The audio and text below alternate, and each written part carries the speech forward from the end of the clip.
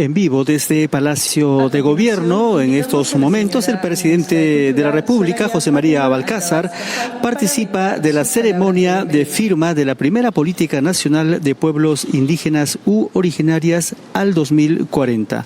También participa la ministra de Cultura, Soraya Altabás Cajat, quien en estos momentos va a brindar unas palabras. Escuchemos. Señoras y señores representantes de organismos internacionales, representantes de las federaciones, confederaciones y asociaciones de pueblos indígenas u originarios. Muy buenas tardes. Nos encontramos ante un hito histórico, un momento largamente esperado. Después de más de 6 años de trabajo, diálogo intercultural y construcción conjunta, hemos aprobado la Política Nacional de Pueblos Indígenas u Originarios al 2040. Han sido años de encuentros, de escuchar voces diversas, de recoger preocupaciones y propuestas. Un proceso que ha exigido perseverancia, convicción, apertura y sobre todo respeto. Son los pueblos quienes sostienen la continuidad de nuestra diversidad cultural, la memoria colectiva y los saberes ancestrales que han dado sentido al país que somos. Son también guardianes de las lenguas indígenas y portadores de sistemas de conocimiento profundamente arraigados en sus territorios. Un patrimonio invaluable que enriquece y proyecta nuestra identidad nacional hacia el futuro con inclusión y justicia. Hoy avanzamos con una política que reconoce sus derechos colectivos y establece un camino para ejercerlos plenamente. En ese camino honramos la memoria de quienes desde sus territorios y organizaciones han sostenido con firmeza la protección de sus pueblos y han abierto rutas de diálogo y reconocimiento que hoy se plasman en esta política. La Política Nacional de Pueblos Indígenas u Originarios articula intervenciones orientadas a la reducción de la pobreza y al cierre de brechas en servicios básicos, mediante la ampliación del acceso a energía eléctrica, agua potable y saneamiento, así como el fortalecimiento de la seguridad jurídica de los territorios a través de la titulación de las comunidades. Incorpora acciones para la protección integral y el bienestar social, incluyendo la prevención de la violencia, el fortalecimiento de los servicios de salud con un enfoque intercultural, la inclusión digital y la salvaguarda de los saberes ancestrales, entre otros. Como gobierno de transición, asumimos la responsabilidad de dejar una hoja de ruta clara y viable que asegure la continuidad en la implementación de esta política. Esta responsabilidad convoca también a los próximos gobiernos a sostener, profundizar y dar seguimiento a las acciones previstas, asegurando que la política trascienda los periodos de gestión y se consolide como una prioridad del Estado sobre la base de un diálogo permanente. Expreso mi reconocimiento a las organizaciones indígenas de alcance nacional y a través de ellas a las comunidades, a sus lideresas, a sus líderes, por el compromiso sostenido durante este proceso. Agradezco también a todos los sectores y entidades del Estado por su participación y contribución en la formulación de esta importante política nacional. Este camino ha sido construido de manera conjunta, se fortalece hoy y nos impulsa a seguir avanzando con mayor decisión hacia un Perú más justo, más inclusivo y verdaderamente intercultural. Muchas gracias.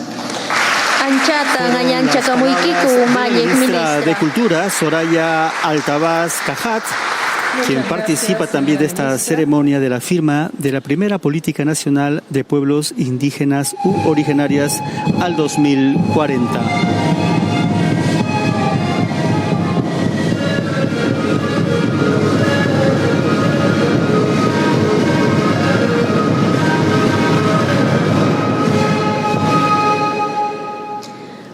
Ñataq suyunchispi paqariq ayllukunapaq ñawpaq kamachiy iskay waranqa tawachunqa watakama decreto supremo qillqaq kamachiy yupichaykunqa.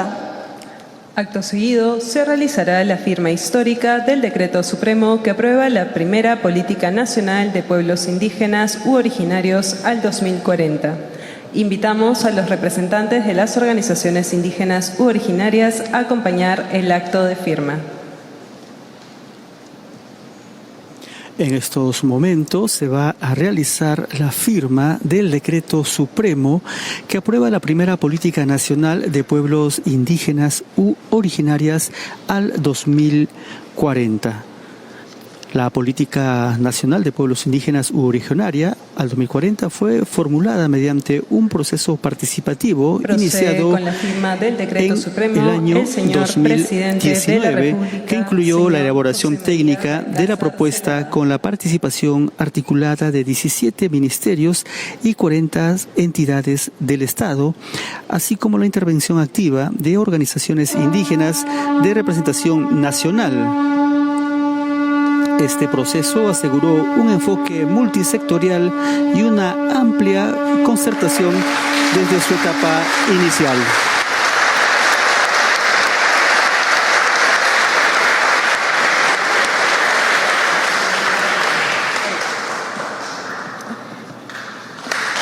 El presidente de la República muestra el Decreto Supremo ya firmado que aprueba la primera Política Nacional de Pueblos Indígenas u Originarias al 2040.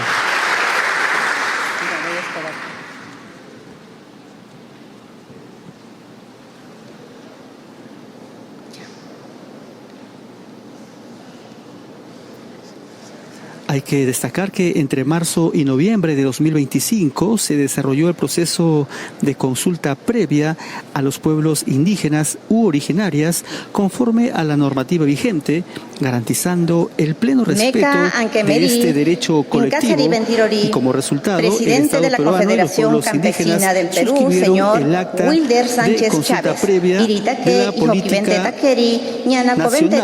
de Pueblos Indígenas u Originarias al 2040, que contiene más de 120 acuerdos con carácter vinculante y de obligatorio cumplimiento para las entidades del Estado. Adelante, por favor. Ahora escuchemos las palabras del presidente de la Confederación Campesina del Perú y vicepresidente del Grupo de Trabajo de Política Indígena, Wilder Sánchez Chávez. Ministras presentes, hermanos de las organizaciones campesinas, indígenas, de los pueblos originarios, ¿no? Para nosotros es un día histórico hoy día porque después de más de 200 años de valgan verdades, los pueblos indígenas estamos conquistando un derecho, ¿no? El ser reconocidos con una política nacional para los pueblos indígenas. Saludamos este gesto político en realidad de este gobierno, que siempre ha sido constante nuestros pedidos, nuestras demandas, y decimos está haciendo justicia. En realidad muy agradecidos porque esto ha sido todo un trabajo, como lo manifestara la ministra de Cultura, de más de 6 años. Un trabajo con dificultades, con aciertos, pero al fin creo que la historia nos ha dado la razón. Y qué mejor en su periodo de ustedes, presidente José Balcázar, como usted también como, andino, ¿no? Nacido al interior de nuestro país, que sea usted el que promulga este decreto supremo. Agradecer en verdad muy de veras a todos y todas. Nos queda de aquí ya todo un proceso, ¿no? Esperamos la implementación, en fin, todo lo que pueda recaer para esto, para su promulgación, que debe ser en las próximas horas seguramente, ¿no? No quisiera dejar también de saludar y agradecer al Ministerio de Cultura, principalmente al Viceministerio de Interculturalidad, a todo su equipo, que en verdad dieron el 100% para que esta política se haga realidad. Creo que ha sido un trabajo coordinado, conjunto, un trabajo también con dificultades en sus momentos, pero que lo hemos sabido superar. Esperamos finalmente que esta política nacional ahora para los pueblos indígenas hacia el año 2040 ya sea un proceso permanente, porque creo que estos diálogos políticos fortalecen la institucionalidad, fortalecen al Estado y fortalecen también en la búsqueda de un nuevo Perú, en la búsqueda de un país mejor para todos y todos los peruanos y peruanas. Muchísimas gracias a nombre de las organizaciones campesinas indígenas de los pueblos originarios. Gracias. Fueron las palabras de Wilder Sánchez Chávez, presidente de la Confederación Campesina del Perú y vicepresidente del Grupo de Trabajo de Políticas Indígenas, en esta ceremonia que se realiza en Palacio de Gobierno de firma de la primera Política Nacional de Pueblos Indígenas u Originarias al 2040. José María Balcázar Celada, Rimaininta escuchar las palabras del presidente de la República, José María Balcázar Celada.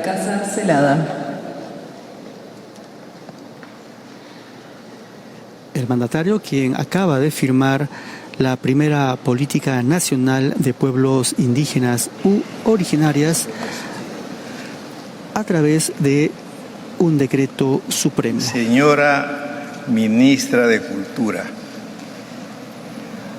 señoras y señores Ministros de Estado, apreciados representantes de las federaciones, confederaciones y asociaciones de pueblos indígenas u originarios, señoras y señores, es un día histórico firmar el decreto supremo que aprueba la primera Política Nacional de Pueblos Indígenas u Originarios al 2040. Estamos reconociendo que la diversidad es la mayor fortaleza del Estado peruano. O sea, este marco de concurrencia adornado por nuestros hermanos amantes de la música tradicional indígena, quiero decirles a ustedes de que esto no es un decreto supremo más. Este es una oportunidad para darle un mensaje a los hermanos indígenas, a los hermanos campesinos y pueblos originarios. Decirles de que esta mirada nueva es porque estamos imbuidos, igual que mis ministros, de una política de integración, no solamente económica, sino cultural, social, económica, etc. Tantos años abandonados en el país. No se dan cuenta los que gobernaron este país, o no se dieron cuenta los que gobernaron este país, de que había una riqueza en la selva amazónica, donde tenemos ahora el petróleo y el gas, que todos los peruanos se benefician. Y sin embargo, algunas zonas no están beneficiadas. Y pronto daremos la noticia de cómo vamos a beneficiar con el gas del sur a miles de familias más. Eso es una forma de conectarnos con la historia. Yo, desde que leí la historia universal y la historia del Perú, me di cuenta de que aquí en realidad hubo una cultura auténtica, una cultura muy desarrollada. Inclusive les decía antes a mis amigos, hasta incluso se encontraron los españoles con una cultura donde había el matriarcado, donde las mujeres dominaban, caso de Piura, los tallanes. Y allá en Europa ya no existía eso. Esa generación de Pizarro y otros no conocían lo que había ocurrido en la historia de la humanidad, y aquí se desarrollaba. Y después, como acabo de decir hace minutos acá en Palacio, los incas ya conocían que el centro del universo era el Sol, el Inti. No necesitaron con Europa que Copérnico dijera que la Tierra gira alrededor del Sol y no al revés como se creía, y como la Iglesia Católica los perseguía quienes decían lo contrario. Los incas ya lo sabían perfectamente, lo sabían de memoria, por eso es que le rendían homenaje al Sol. Era su dios el Inti, y luego la Pachamama, la Tierra, ¿no? Entonces imagínense ustedes, como esa, y si vamos un poquito más al norte, nos encontramos con la cultura hermana mexicana, que también Hernán Cortés encontró ahí en México una serie de culturas, o diríamos de pueblos, que tenían la idea del sol también, y que evangelizaron al final en el propio dialecto de cada una de esas comunidades que iban conquistando, para evangelizarlos. También se cometió de nuevo abusos.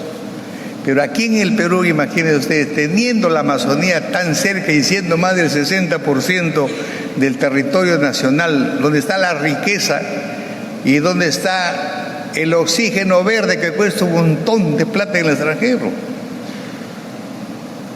Entonces, esta riqueza de los pueblos originarios tenemos que nosotros, desde el Estado, a nuestros hermanos de estas zonas, tenemos que ir brevemente sanando brechas, recuperando espacios que antes estaban cerrados, y reconocerles en todo, con medicina, con ayudas sociales, con educación, en su propio idioma, etcétera, etcétera, ¿no?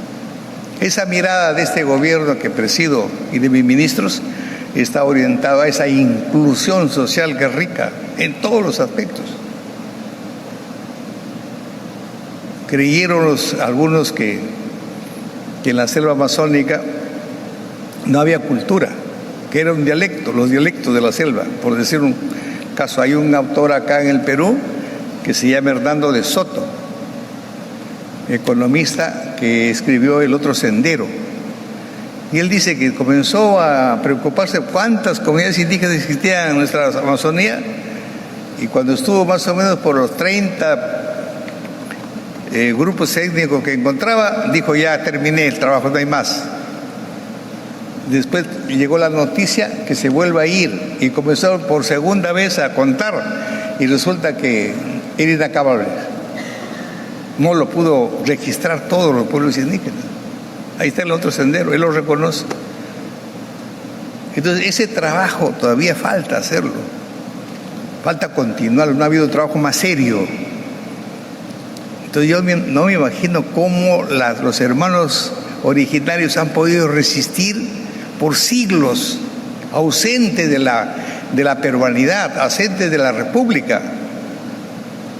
¿Cómo se le podía a ellos obligar que cumplan la ley oficial nuestra si ellos tenían otro tipo de religión, otro tipo de cultura, otro tipo de idioma? ¿Cómo lo podíamos integrar? Había un principio perverso que decía a los abogados que les formaban: la ignorancia de la ley no impide su cumplimiento. Y con ese cuento, si una persona autóctona caía dentro de la ciudad, le aplicaban la ley oficial y le decía: pero señor, yo no conozco nada de lo que significa el himno nacional, ni como lo hemos cantado nosotros. No lo conocían, ni menos para respetar la ley oficial, ni menos para el Código Penal. Entonces, esas incongruencias hay que contarlas, hay que decirlas en voz alta permanentemente, para que las mentes de nuestros originarios vayan haciendo la idea de cómo nos trataron las élites que gobernaron este país. Élites que por lo demás nunca quisieron que un país como el Perú se desarrolle. Era una élite que extractiva de la riqueza del Perú para vendérselo al extranjero. Y si no, solamente el caso que les cito, el Guano del sur del Perú, por la que se hizo la guerra con Chile, donde los ingleses tenían puesto su mirada en esa zona y ganaron la guerra, al final de cuentas a través de Chile. Y entonces es necesario volver a mirar a la selva, a los hermanos originarios, que tienen una cosmovisión exquisita y rica. Ya quisiera probar la ayahuasca, por ejemplo, para ver cómo es otro mundo, cómo el hombre se transforma y no se enloquece. Entonces hay un montón ya de estudios. Los médicos de Brasil, en muchas universidades, su serum lo hacen en las selvas amazónicas de brasileras y tienen que pasar por todos los brebajes que se les sirven para que puedan graduarse. Así que no es nada del otro mundo. Y entonces los médicos allá han vuelto la idea a la medicina preventiva a través de la medicina de los hermanos aborígenes. Y aquí todavía no tenemos esa política médica. ¿Por qué si Brasil está a nuestro lado? ¿Por qué tienen esa mirada? Porque conceptúan de que esa medicina autóctona no ha terminado, no ha fenecido. Hay un autor estocochado, por ejemplo, que lo sigo yo mucho, ha trabajado en esas zonas, es un gran filósofo español que hace poco tiempo ha muerto y que yo lo seguía mucho, por supuesto. El mejor estudio sobre las drogas y brebajes de toda la selva amazónica, incluido Perú y Brasil. Tuvo años ahí trabajando con ellos. Así que no hay que tenerle miedo a la medicina autóctona, hay que rescatarla, porque es la que menos tóxicos da al ser humano, ¿no? Entonces, hermanos, yo creo que en esa mirada quiero finalmente decirles solamente un ejemplo, porque sirve la cultura, hay que difundirla. En Guayanay, Ayacucho adentro, el año 72 se producía la reforma agraria, se había producido, y estos hermanos eran solamente quechuas, no hablaban castellano, y perseguían al abigeato, los abusos sexuales, etc. Así que un bandido de esos que violaba a las mujeres y robaba y todo lo demás, lo persiguió la comunidad, que lo capturó y lo llevó a la plaza de armas y lo colgaron. Hasta lo quemaron vivo al violador. Muy bien, hasta ahí todo. Fuente ovejuna, todos a una, la cultura ancestral. Pero vino la represión del Estado. Dijeron, esos comuneros, si bien es cierto, no hablan castellano, ni conocen nada de castellano, pero han matado, pues han hecho una barbaridad. Otros decían, no, pero se lo han matado a un abejeo y a un violador. Sí, pero el Código Penal dice que esto es un homicidio calificado, según el Código. Lo llevaron a la cárcel, a los principales dirigentes, y les nombraron un traductor en la corte para que le traduzca al campesino quechua, ¿no? Si conocía los símbolos de la patria, para empezar, según la traducción no conocían nada. El himno menos, todo el Código Penal menos, mandan cancho. ¿Qué hacemos? Dijeron con estos. Si no saben nada de lo que es la vida de republicana, no sabían nada, no estaban integrados al país. Menos mal que el vocal ponente de Ayacucho sabía quechua y había estudiado en la Universidad Nacional Mayor de San Marcos. Me acuerdo su nombre, el doctor Espejo. El doctor Espejo dijo, pero ¿cómo vamos a condenarlo por homicidio calificado que pide el fiscal si esta gente no está integrada a la vida nacional, a la jurisdicción del país? No conocía la Constitución, nada. Él propuso la absolución y lo absolvieron. El fiscal, pegado a la ley, lex dura lex, dijo, no, ustedes han prevaricado, jueces, y vamos a apelar a la Corte Suprema. El expediente se fue a la Corte Suprema. Yo llegué a la Corte Suprema, yo he sido juez muchos años, y pregunté por el expediente de Guayanay. ¿Qué fue del expediente de Guayanay? Y me dijeron, lo tienen en el sótano. ¿Pero por qué? Nadie lo quiere resolver. No es que lo habían absuelto a los campesinos, que habían regresado como héroes a su comunidad después de la absolución. Así que en una sala plena de la Corte Suprema, por mayoría se acordó que el expediente lo devuelvan a la Ayacucho y que el presidente de la Suprema llame al presidente de la Corte de Ayacucho y le diga, oye, presidente, ¿sabes qué? Te estoy devolviendo este expediente en Guayanay sin resolver, hazme un favor. ¿Qué, presidente? Mándalo al archivo. Lo mandaron al archivo del expediente.